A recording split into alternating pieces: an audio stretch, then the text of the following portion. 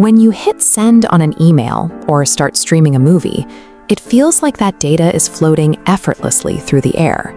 It is easy to assume all those petabytes of information are being bounced between a network of satellites orbiting high above our heads. But they aren't. 99% of all digital traffic actually travels physically, right along the absolute bottom of the ocean. We have laid down millions of miles of physical cables connecting every continent on Earth, save for Antarctica. These deep-sea environments are violently hostile. The cables sit in pitch-black freezing water, surviving crushing atmospheric pressures and completely unpredictable tectonic shifts.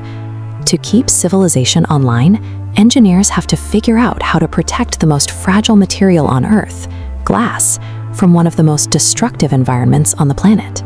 The process starts in a factory with optical glass fibers, the hair-thin core of the operation. Every text, image, and financial transaction you send overseas travels as microscopic pulses of light through this glass, requiring absolute machine precision. Engineers build the armor from the inside out. Delicate fibers are encased in petroleum jelly, then a copper tube conducting electricity. Next come heavy defenses, thick polycarbonate insulation surrounded by massive rings of braided steel rods. A finished deep-sea cable is usually no thicker than an ordinary garden hose, but those packed metallic layers make it incredibly dense and heavy. Thanks to this layered architecture, crushing pressure and kinetic impacts at the bottom of the sea never reach the data stream pulsing in the center. Getting that armored line from the factory into the ocean introduces a massive logistical bottleneck because you are dealing with a continuous, heavy object that stretches for thousands of miles. At the port, the unbroken cable must be painstakingly fed and spooled into giant specialized holding tanks deep inside a cable-laying ship. This loading sequence alone requires weeks of round-the-clock labor before a ship even receives clearance to leave the dock. If a single kink or tangle occurs during the spooling process, it can compromise the entire ocean crossing. The physical integrity of a billion-dollar network relies completely on getting this step right. The deployment begins in shallow coast waters.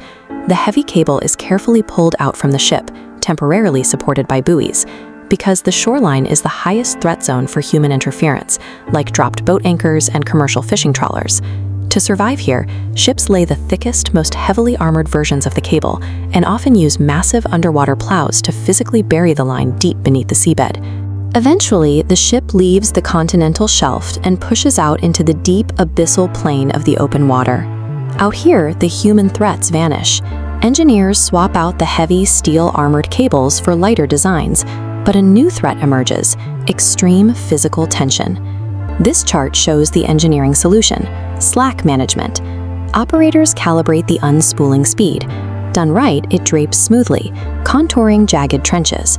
Pulled too tight, the cable suspends in the water and snaps under its own massive weight. The entire crossing becomes a weeks-long balancing act between the physical drag of the falling line and the treacherous, invisible geography miles below. Finally, the ship reaches the opposing continent. The crew pulls the remaining end ashore, locking in a vital physical splice to the local data center.